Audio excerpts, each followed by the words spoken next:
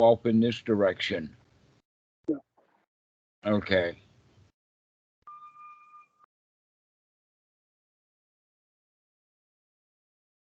All right. So it's recording.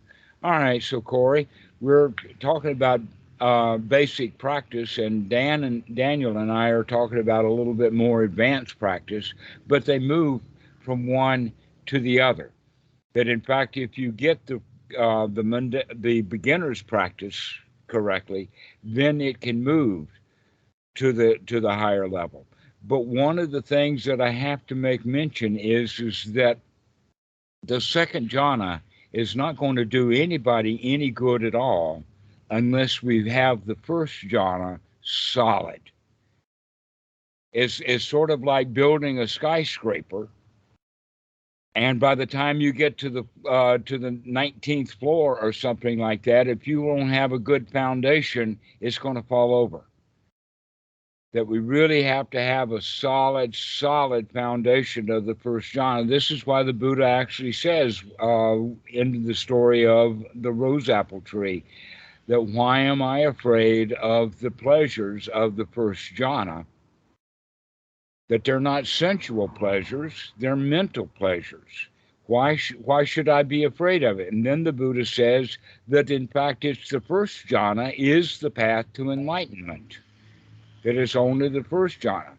And he made the mistake of going all the way through the fourth jhana in his early practice, only to fall out back into hindrances.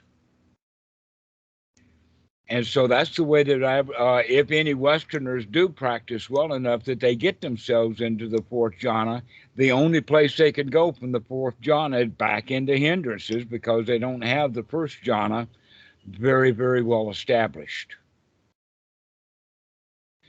So here's how we establish that first jhana is by taking even the mundane thoughts and changing them into wholesome. That you, in fact, we can say that the hindrances, the definition of the hindrances, is anything that's going to prevent us from feeling the way you want to feel, or anything that will prevent you from being on top of the world.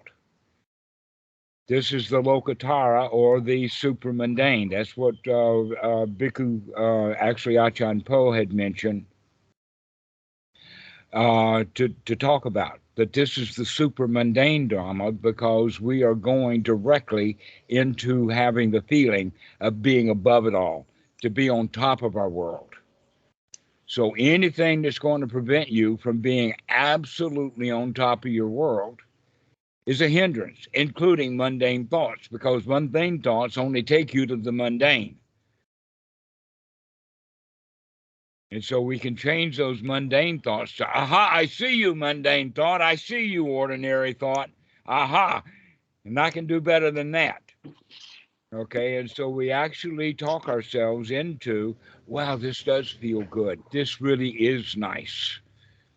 I do actually enjoy this. This is a wonderful breath. Wow, I really like this breath. Okay, so all of these thoughts become quite wholesome. Other views of actually wholesome thoughts would be no place to go. I don't have any place to go. Wow, I can just sit here and do a whole bunch of nothing because I got nothing to do. I could, just no place to go and nothing to do.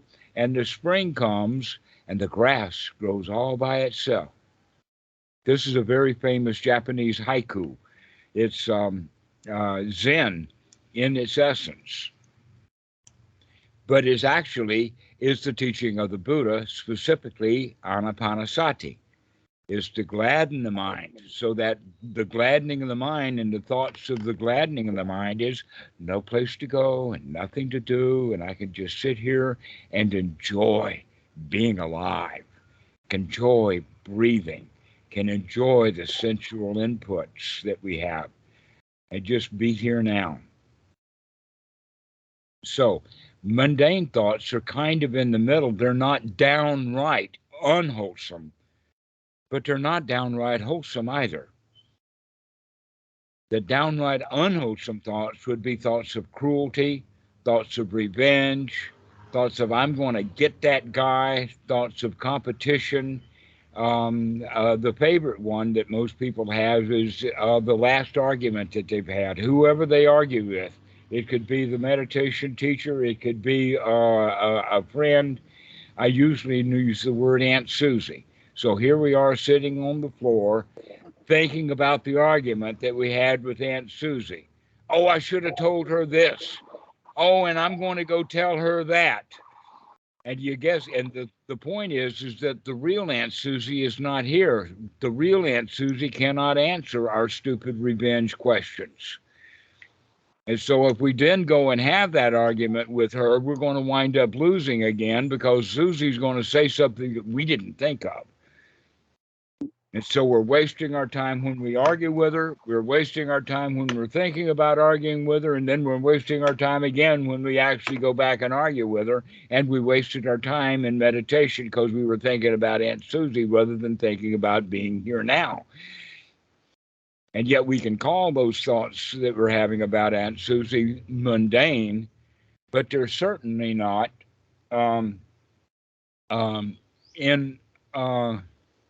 I'm having thoughts of Latin come into my mind, excelling or in excelsis Deo, to become into the experience of God, to come into how nice can it be?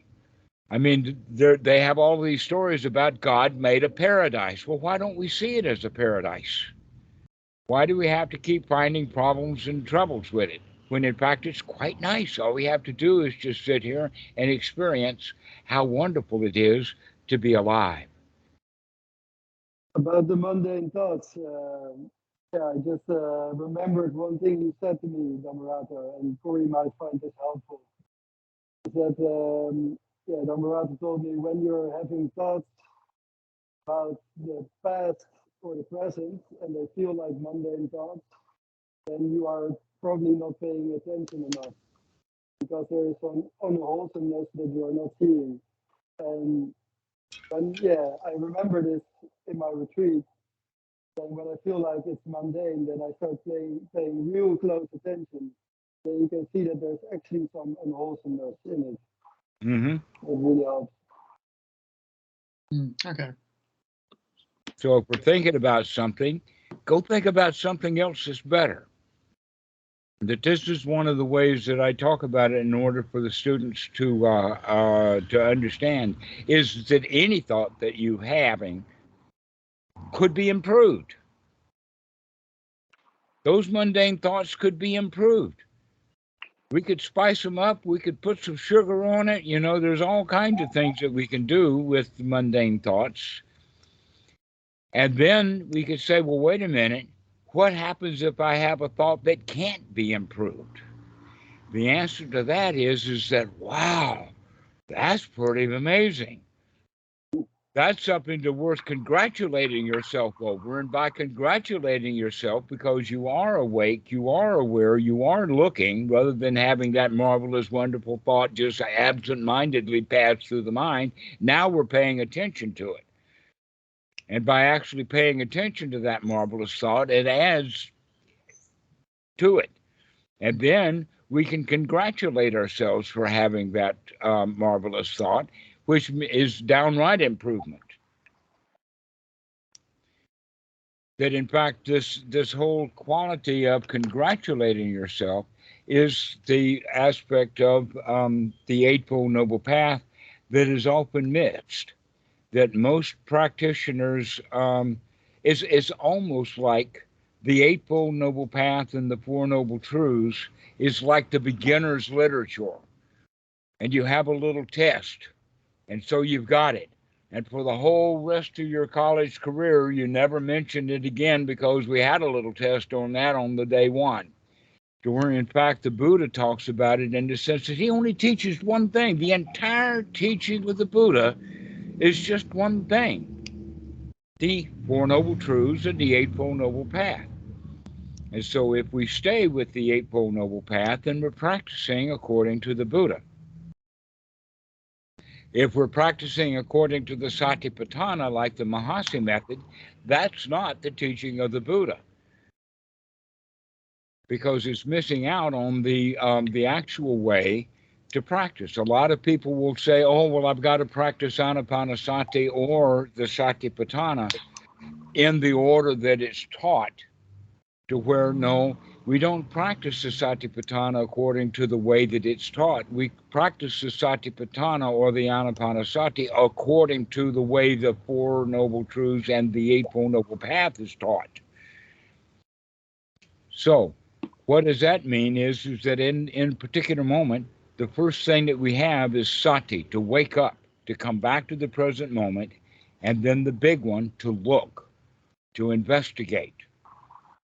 Now, the word right noble view is misleading, that English language version of it, because we think of the word view as like a viewpoint or a vista or a concept or worldview or something like that as a noun, to where here, right noble view is a verb, like right noble viewing, looking, investigating, not coming to a conclusion, which would then be a worldview. So if we see something and then we see it again and we think we know it, now the idea is I don't have to look at it anymore because I already know what it is. I've reached a conclusion. I know what it is. I built a concept, and the darn thing might change. And then our conclusions, where are they? No, we got to go take a fresh look. And so this is what the whole teaching of Anapanasati and the Four Noble Truths is to keep looking, to remember to look, to remember to look. And then the third thing is to remember to look and then make a change. This is right noble effort. To wake up, take a look, and to make a change. Those are the first three things on the path, and they run and circle around each other in the sense of skill development. That in fact, if your sati is strong, your effort is easy. But if the sati is weak, then it takes a lot of effort. And so we want to get those three things in harmony with each other so that we can wake up, take a look, and make a change. We want to get the body comfortable. If the body is not comfortable, then the mind's not going to be comfortable and the feelings are not going to be comfortable. So we start with the body, making the body safe and secure and comfortable. And meditation halls don't do that very well. Going to the foot of a tree, going to an empty hut is what the Buddha recommends. Get away from everybody, and yet a retreat is 100 people come together and sit in the same room, everyone there pretending to be in seclusion. And Actually, real seclusion is better than imaginary seclusion or pretend seclusion. And so we start this way. We start by going out into seclusion and then start waking up, taking a look, and making a change. Waking up, taking a look, and making a change over and over and over again. And when we do that, then that safe, secure, and comfortable that we feel in the body, and we talk ourselves into safe, secure, and comfortable, we begin to feel safe, secure, and comfortable. But if the body's safe, secure, and comfortable, when we're thinking about Aunt Susie and the argument we had, we're not going to feel safe, secure, and comfortable. We're going to be feeling, let me at her, I'm going to chew her up this time, you know. And so if we keep practicing these three things, safe, secure, comfortable, through waking up, taking a look, and making a change, then we become successful at that. We begin to then notice that success. And that's where the fourth item on the Eightfold Noble Path comes in, the Sama Sankappa, which means that we're basically coming out of our attitude. We're coming out of, because attitude actually is very quick. It's almost like the way that a tree is leaning is the direction it will fall. And so the woodcutters, they cut the tree so that it leans in a certain way. It's got its supports cut out on this side, And so it falls in that direction. When we understand it like that, then we can say, okay, what we're actually doing here by having wholesome thoughts is we're beginning to change our attitude. When we're having unwholesome thoughts, we're just in the same old attitude we've always had, which is the attitude of being a victim. Examples of that would be, oh, meditation is hard. Oh, this is a monkey mind. Oh, I got to get out of here. Those are the kind of thoughts that are unwholesome. And so when we recognize that, we can say, wait a minute, I want to make a change. This is good enough. I do feel safe. I do feel secure. I do feel satisfied. When we practice that over and over, we begin to get successful at it. And that's where the Samma Sankappa comes in. Got it. I can do this. I'm a winner now. I am not a victim of meditation. I can do it. That I can do it. That we talk about it in language like get your mojo together. Get your attitude changed. The attitude of I can do this. The attitude of this is really great. What a marvelous life this is. Those are really healthy, wholesome kinds of attitudes to have that then will be the thing that's the source of the thoughts. And so our thoughts become quite wholesome because our attitude is wholesome. And it keeps going that way until one feels like a lion.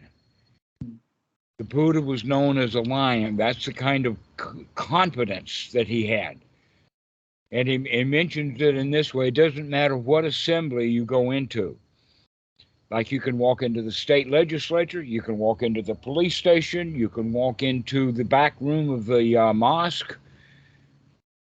You can walk into any place and feel safe and secure and comfortable there. And you can interact with the people there happily. But most Westerners would not, walking into the back room of the mosque, feel comfortable.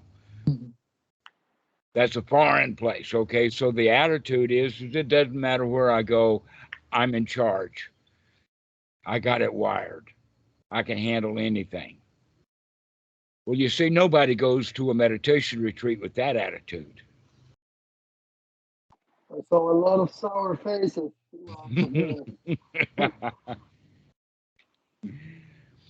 So, the Eightfold Noble Path is what we are actually practicing. And when we have when we have wake up, take a look, investigate, look at what we're doing, then make a change, improve it, tweak it. Instead of saying, Aunt Susie, you're full of crap, we can say, Aunt Susie, I don't need you right now. You're not here. I can do without you just fine. We'll talk later. But right now, you're not here. Go away. Okay? Come out of the mind. So, when we have that ability to begin to control our own mind by making it wholesome, that's an amazing point because everybody that I know feels out of control of their own mind. That we can't control our thoughts. We can't control the way that we feel because we've never practiced taking control. It's like your average, let us say, primitive person that's never been around any machinery at all, and he sees somebody drive up in a car. He might have the idea, I want to drive the car, but if you put him in the driver's position, he's lost. He doesn't know what to do. And we all walk into the meditation place like that it's foreign. We don't know what it is. And so we feel insecure. Look how many different places you've been in your life that you've actually felt insecure. And now knowing that actually that's just an old habit of going around feeling insecure. Now we're going to actually practice feeling safe and secure, comfortable, satisfied, on top of the world. And then we can walk into any assembly. We can walk into the Southern Baptist Convention and fit right in. We can walk right into the inner chambers of the Pope and all the cardinals, and we're good. Fit right in. So that's what we mean by that winner's attitude, that we've got this. And we develop that as a skill. How do we develop it as a skill? By being able to change our own mind out of the unwholesome into the wholesome. And then congratulating ourselves. I can change my mind. I can be here now. I don't have to worry about Aunt Susie. I can throw her right out and be happy and comfortable. And so this is the practice that we have, these four things. Wake up, take a look, make a change, and congratulate yourself. Wake up, make a change, or look at what you're doing. Wake up, look at what you're doing, make a change, and congratulate yourself. These are the four items on the Eightfold Noble Path. And when we do this and get really good at it, something new happens kind of on its own, and that is an integration or a unification, that we become whole. We're no longer arguing with ourselves because, in fact, the arguments that we have are unwholesome thoughts. So when we have wholesome thoughts, the mind becomes unified. Examples of a unified mind is someone who has a unified mind doesn't tell lies. He doesn't need to. That the lie and the truth are two different things. Let's put things together into the truth. Another one would be doubt. Doubt about the practice, doubt about what to do, any of that kind of thing. So we do this, that, whatever, that makes the mind a crowd. When we have the mind unified, there's no doubt, no confusion. We can see things as they are quite clearly. Okay. So the next point would be then once the mind is unified, once the mind is noble, once the mind is whole, then we don't want anything. We're satisfied. We don't want anything. If you are satisfied and you don't want anything, then the likelihood of you go killing somebody to get it is quite remote. So this is where morality comes from. Morality comes from having a mind that's noble, not behaving ourselves forever makes the mind noble. That in fact your typical goody two shoes, the kids who can follow every rule that the church can put down, they're often pretty unhappy. The goody two shoes are almost petrified to make a mistake. To where when the mind is noble and unified, we don't make the kind of mistakes that harm people, but we make a lot of mistakes that are harmless. We screw up all the time. I mean, I screw up every call.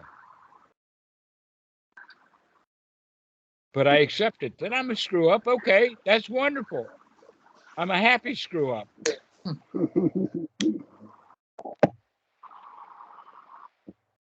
So this is the Eightfold Noble Path. The right noble speech comes from having a right noble mind.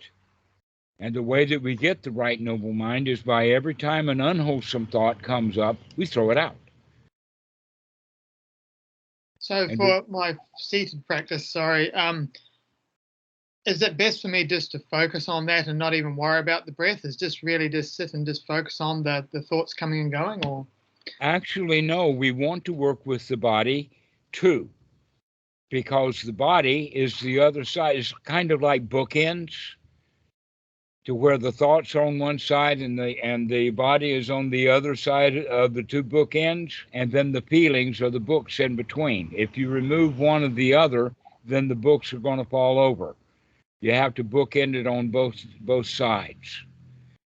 So this is why the Buddha talks about it, and it's actually called anapanasati. Ana is breathing in, and prana is breathing out. You probably also heard the yogi term about pranayana. Well, pranayana and anapana are exactly the same thing. They're just in two different languages. right. One's in Sanskrit and the other one's in Pali, but it's the same thing. Okay, so anapana means mindfulness, or anapanasati means mindfulness of breathing in, and mindfulness of breathing out and putting the mind and the body together is the way that I was talking about it before. Oh, this breath is a really good one. Oh, I really like this. And so we intentionally, with our thoughts, relax the body. We intentionally sit down in a place that's safe and secure and comfortable, getting the body safe, secure, and comfortable, and breathing well. That in fact, one of the major issues about the meditation is people think that they've got an attainment or that they're in deep meditation, where in fact, no, they're just doing shallow breathing and the mind has gotten drowsy and is not working very well. And we call that deep meditation. No, we want to be strong. We want to be well energized. We want to have a good breath going. We want to actually become vibrantly alive, not a dead piece of wood. Meditation that makes us dead wood is not what the Buddha recommended. He recommends a meditation that makes you vibrantly alive, on top of the world. Can I ask you a question about that? I think now it finally makes sense for me also. Is what I didn't understand is that step one is the long breathing. And then Buddha Dasa said that you have to do those 5 tricks that we talked about. The 5 and what? The 5 tricks. So the running, and then the guarding, and then the nimitta. Okay. And so, and then I asked Ajahn Mehdi, maybe you know him. Yes. Mm-hmm.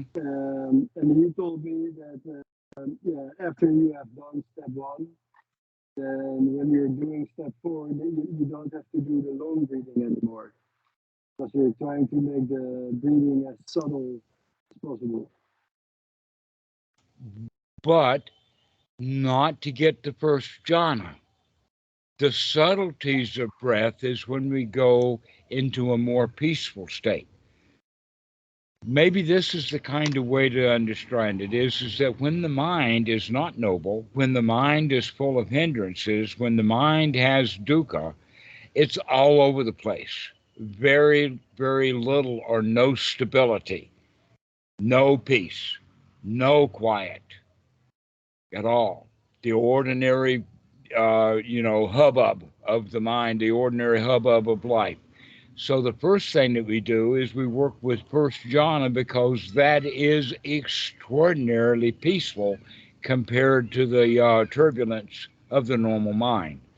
And so getting the mind into the wholesome, getting the body breathing well, getting it energized is a whole lot more peaceful, but it's not finishing the job. That's when we go, but we really need to get good at this particular point. That this is the place that a lot of them miss, is that the main work is to get the mind wholesome one after another. The chasing and the following of the breath is also part of that, to work with the breathing, to work with the mind in order to get the feelings. Once we get the feelings, feeling really good, then we don't even need the mind anymore. This is when we can now add a new level of stability, because we're now in using the mind as almost purely observational, and we're not doing the blow by blow description anymore. We're just sitting there and watching it, and we take one object after another, one by one as they occur, because let us say it like this. Imagine that you had a set of eggs that were arranged according to the size and placed in the row such that you could only see one egg because all the other eggs are behind it, and it's the biggest egg. When you remove that egg, now you can see the next egg behind it, which was a little bit smaller. And then you remove that egg and you can see a next egg, which is a little bit smaller than that. So we're using the analogy of the egg is the same analogy as peacefulness. That when we're unpeaceful, when we're in turbulence, then the place to go is to remove that first egg, which is the unwholesome thoughts.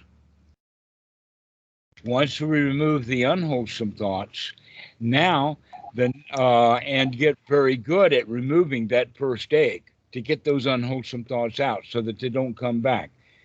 Doesn't matter if you can see the second egg and the third egg and remove the second and the third egg. You keep putting that first egg back. So we need to actually get rid of that first egg, get rid of those unwholesome thoughts. And now we're going in the direction from no peace at all to a huge amount of peace in the first jhana, into even more peacefulness in the second jhana, to even more peaceful in the third, and down to the fourth jhana when we're now steady enough and the mind is peaceful enough that you can actually see it work, how it works. Almost like that you need to take the locomotive. If you're going to repair the locomotive of the train, you can't do it while it's going out at 60, 70 miles an hour. You've got to bring that engine to a stop so that you can actually inspect it. And that's what the value of these jhanas are. But being in the fourth jhana momentarily, instantaneously, and then the hindrance is coming back, that's not a very useful fourth jhana. So we need to get the first jhana developed well to be able to get that level of peacefulness, to get that level of quietude, so that we only have peace, wholesome thoughts. And then we can remove those remaining thoughts, and we still have an awful lot of unpeacefulness in the feelings left. And so we're going to get those very good, joyful feelings that we were able to manufacture. Now we're going to start letting those become more peaceful. And so the first jhana would say, get rid of the unwholesome thoughts. The second jhana would be, notice the excitement, the wow, the wonderfulness, the marvelness, and let that subside into okayness. And then the fourth jhana is going from the okayness of the third jhana down to the actual deep peacefulness. Okay, so that's the way of looking at it, is from one state of peace to the second state of peace to the next state of peace. But we need to be able to get the mind corralled into that wholesome. You'll never bring it to a stop if you don't learn to control it, and you can't control it without learning to control it, to make this one distinction, to investigate the mind, to say, is this thought wholesome? And then make a change. And that's how we begin to get the peacefulness. Go ahead, Dan. Isn't that step 7? Step 7 and 8 of Anapanasati is noticing how the piti and the sukha condition the mind.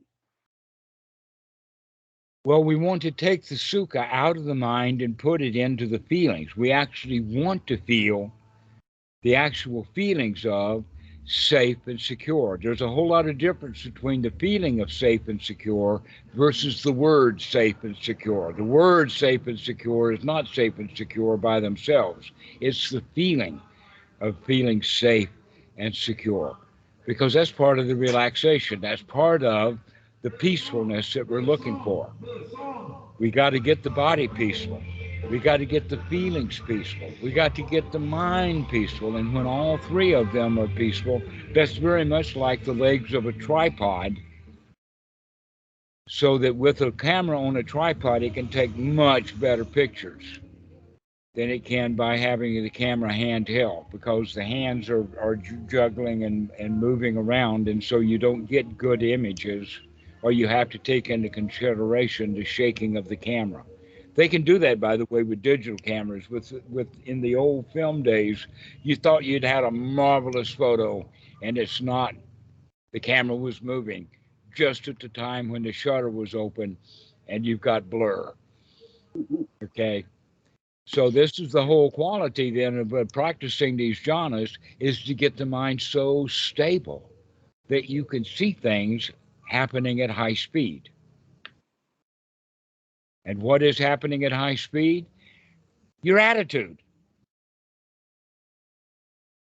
Because the attitude comes first before the thought. That your attitude, here's an example of that. We have a big boxing match. Let's say 15 rounds. And both of the boxers are very fit. And they go after each other, and one of them wins and the other one loses. Now they go to at the end of the boxing match, they now go to get a massage in each in separate rooms, and they've got their own masseur, and they're both thinking the same thing.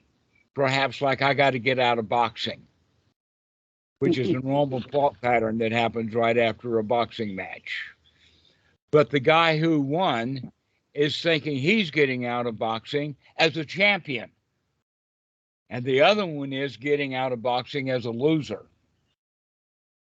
That's the attitude. The attitude then determines the quality of our thoughts.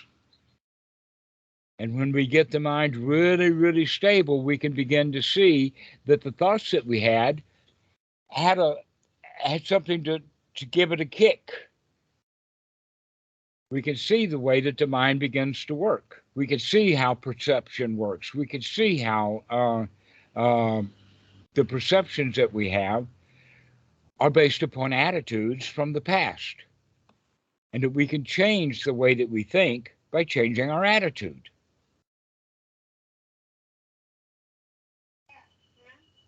And we can see that a bit, but we can see it better in the first jhana, but we can see it a little better in the higher jhanas. But the higher jhanas are not necessary. What is really necessary is clear vision. Keep looking.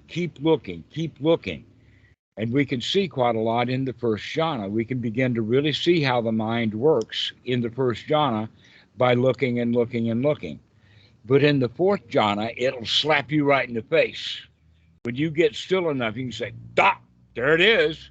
To where in the first jhana, you say, yeah, I got. And then we put 4 or 5 a dozen photos together and begin to see things. Just like we do with cameras nowadays, that, they make composites. That the big telescopes like the Hubble and the James Webb, they need to take 100,000 photos of that star before they could really see what it is. But when we get bigger, better telescopes later, we won't have to take so many photos to get a good, clear image. So this is the way that the jhanas are. That the Hubble telescope is like being in the second jhana, because we've gotten completely out of the atmosphere. We can take really good shots. But if you have unwholesome thoughts, then you're not in jhana. So what is then the value of seeing the mind work? Is it just to see the wholesome thoughts? I didn't catch the question. What about the wholesome thoughts? Okay, so you said if you have an unwholesome thought, then you are not in jhana. So right. What is then the value, for example, also the higher jhanas, in seeing the mind work? Is it just to see the wholesome thoughts? Okay, here's a way of talking about it also. Unwholesome thoughts are also magical thinking. Unwholesome thoughts are also thoughts about things that are not actually the way they actually are. They're not real.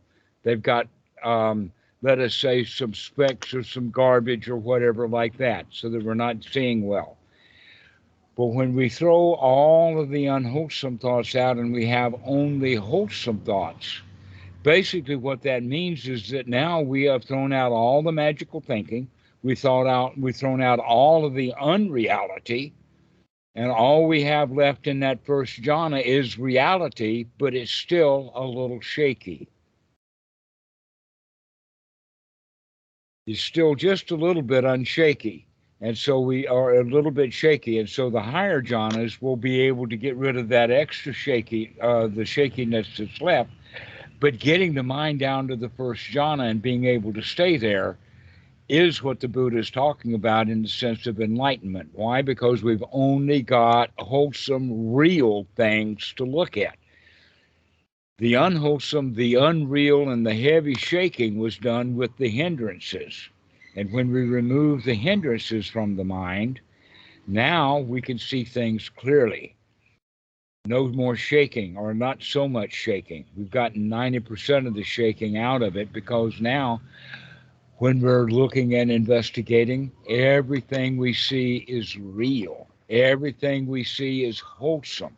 Everything we see is actual reality.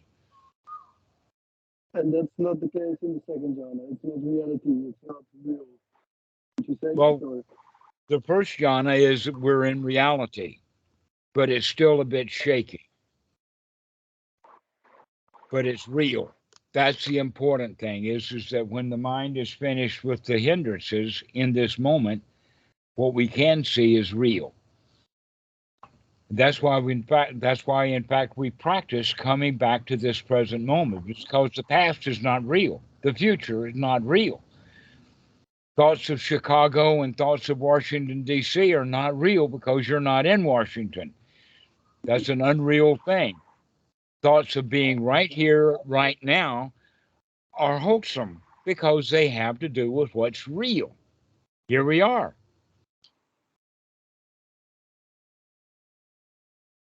So when we understand it like that, this whole thing is going from an unpeaceful, unreal into more and more peaceful, and in the process, more and more real. And we begin to live in a real world, the actual paradise that Adam and Eve were in before they got unreal. Okay, how did Adam and Eve get unreal? By eating of the fruit of the knowledge of good and bad. I like this, I don't like that, this is good, this is bad.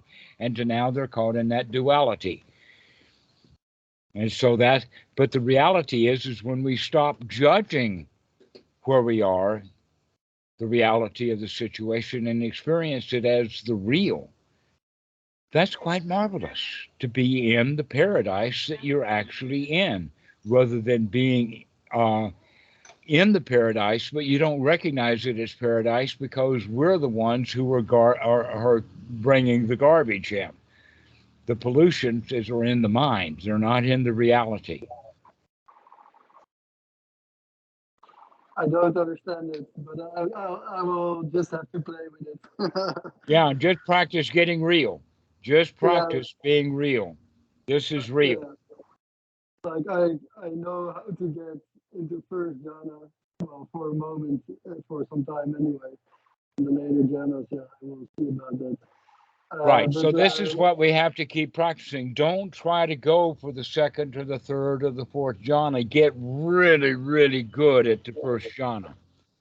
All right. Or another yeah, way of saying it, right now, don't worry about calculus. You just do arithmetic. You get really, really good at arithmetic, and then equations and algebra will come easy enough. And when you really get algebra down well, then calculus will be okay. But most people are wanting to do calculus and they can't even add. When it comes to meditation, I mean, not in mathematics. Most people they can't add and they don't even know what calculus is. But for the meditator, the example would be is that I want these high jhanas, where in fact you can't have them unless you really get the foundation of that first yeah. jhana.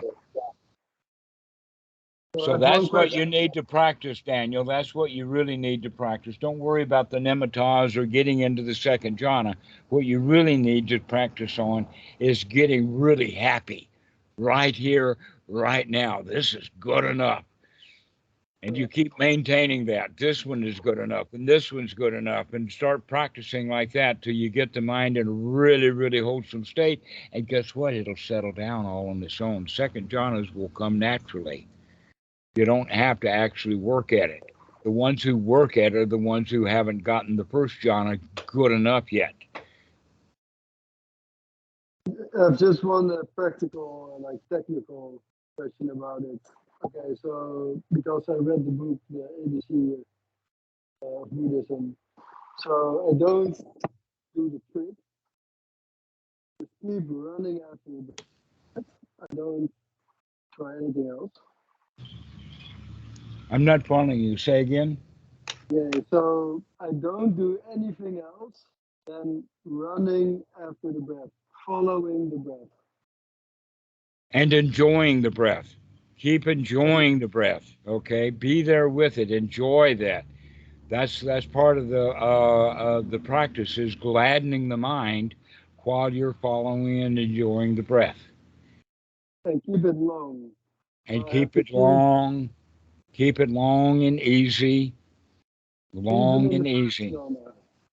Yes, even in the first jhana. And then, in fact, the breathing for step two of Anapanasati, the short breathing, is only because the mind is so agitated that the first step, the long breath, is not there. Uh, so we do a little bit of the short breathing because while you're doing the short breathing, you can't think of anything else other than the short breathing. So it will focus the mind. So if your mind is so scattered that you can't get it to settle down, do the second breathing, the short breath, to settle down the mind. And it also heavily influences the body by giving it a lot of air. You really get the body energized that way. So Yeah. you could say then that the second kind of breathing, the short breath, is optional and it's only needed occasionally. Yeah, Other because than that, because the short breath, obviously, the short breath is not peaceful. Among all things, I mean, it's not peaceful, but it will settle the mind. It'll get it focused.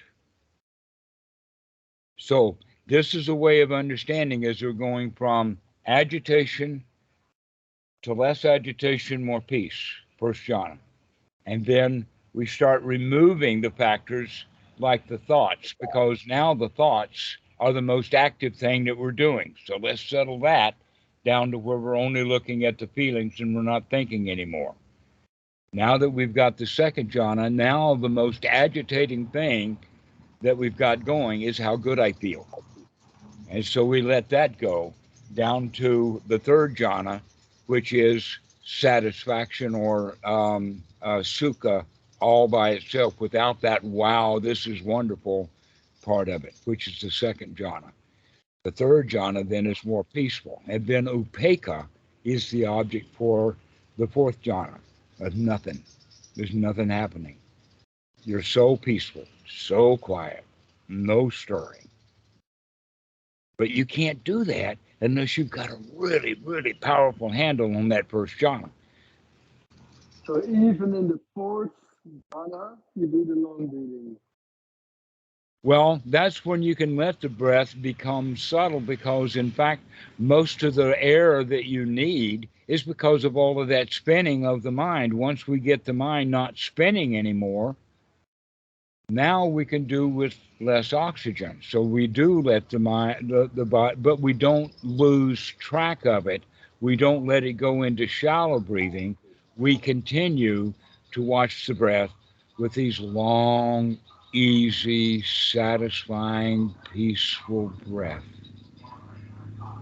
And the weird thing is, like my breathing, it doesn't it doesn't really work for me to get it long. I just make it as gentle as possible, and then for me the piti and the sukha starts arising. So I wanted to ask, like, do you think I should just do it as it is? Like, if I get the piti and sukha going, then I'm doing it correct, or is there a way to? Don't think of it in the sense of, am I doing it correct? Think of it in the sense of how nice this is. How really, wow, this is good. Oh, I'm satisfied with this. This is good enough. We want to get ourselves into that state of this is good enough.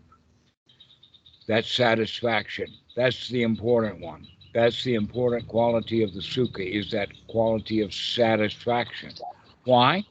Well, what is dukkha but dissatisfaction? When we can get our mind into a state of satisfaction, we've already completed right then and there. We have gotten what the entire teaching of the Buddha is, coming out of our dissatisfaction into a state of satisfaction. So now we're just going to practice that satisfaction, coming with the first jhana.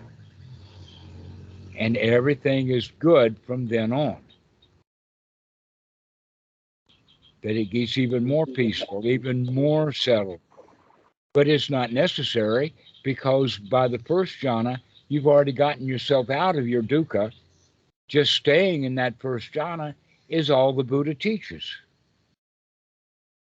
So you just do the cycling as a sort of break from first jhana, to have some even more relaxation, to recharge yourself to get back into first jhana. Mm-hmm. So first jhana is, let us say, the long-term goal, in the sense of being able to stay in the first jhana long-term. Right. To where the second, third, and fourth jhana are more short-term goals, because you're not going to stay in that state. A really good example is a guy. I mean, I've seen this on the internet years ago, and it seems to always be funny, where these two kids are sitting in the car. One of them's a meditation teacher, and the other one is a student.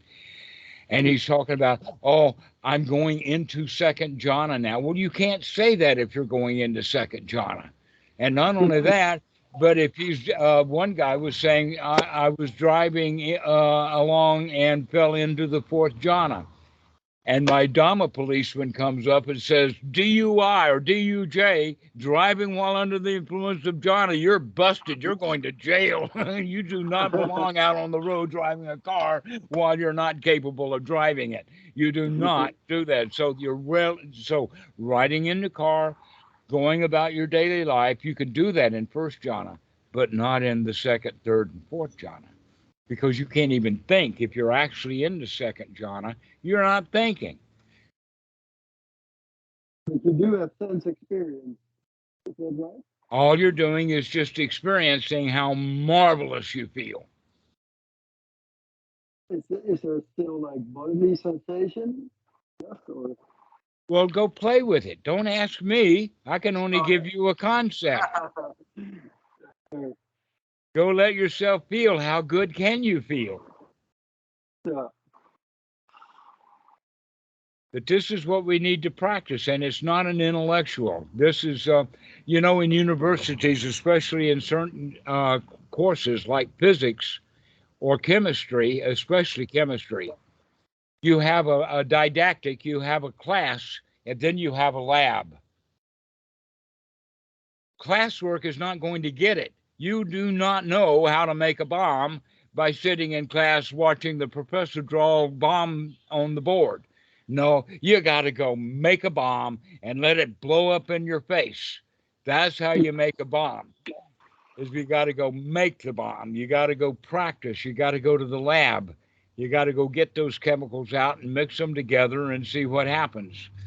So this is also the difference between listening to the Dhamma as a Dhamma talk versus actually sitting there in your own lab making some happy bombs. Yeah. But this has to be experienced.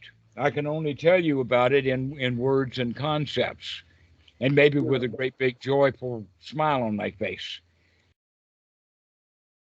So what Gautam would be a good lab to experiment?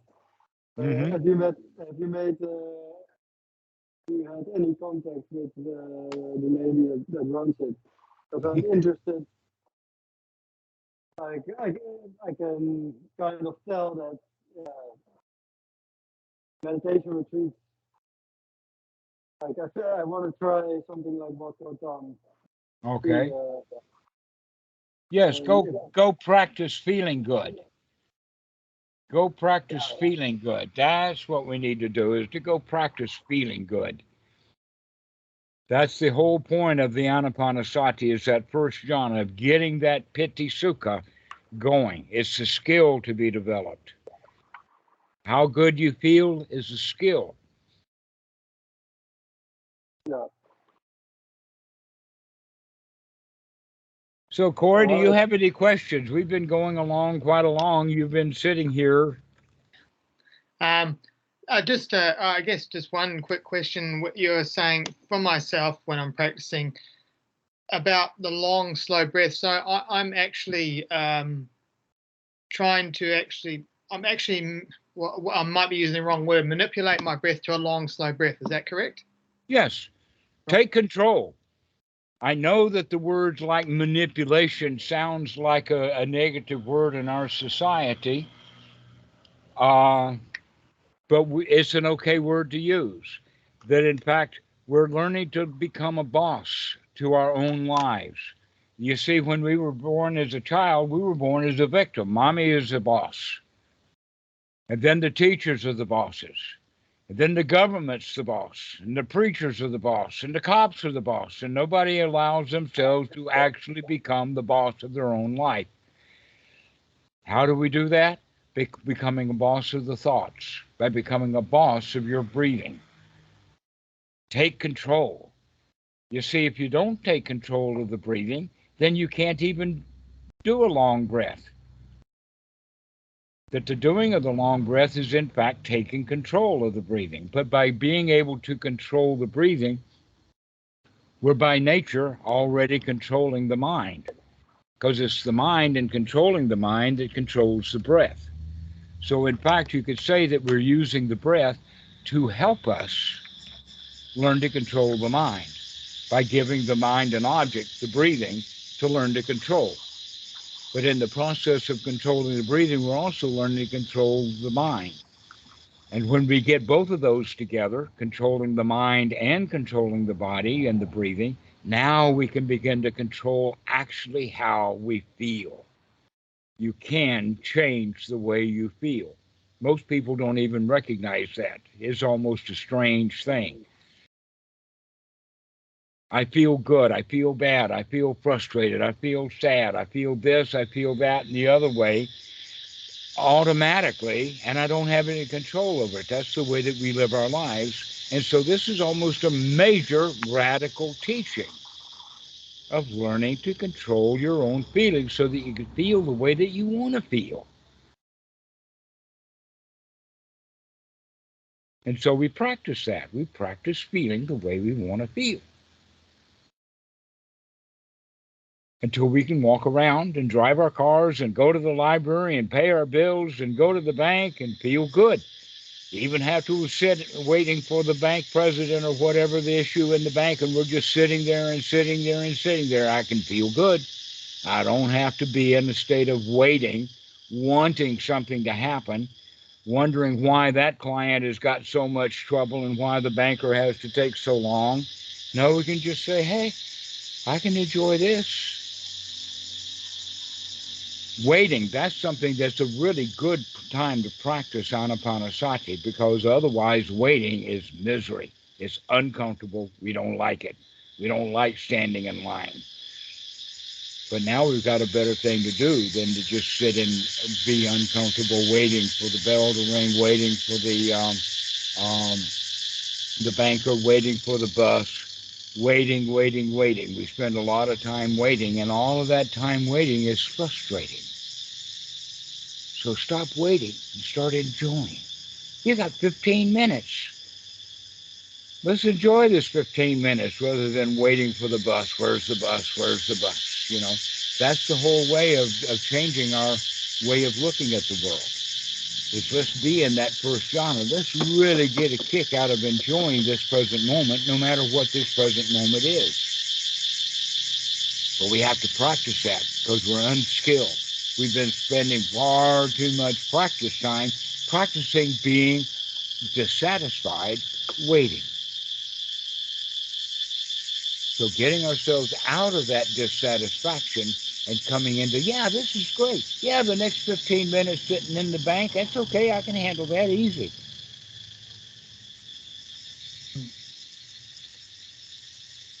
That's how we practice, is to practice the first jhana so that we can have it any and every time that we want it, which is kind of like all the time. best practice for being able to be in a good state all the time.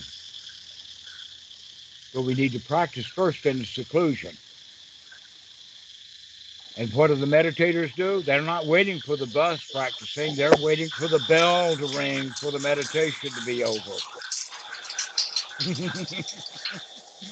And so that's the first place to practice is I'm not here waiting for the bell to ring. I'm sitting here enjoying myself, and I will until the bell rings.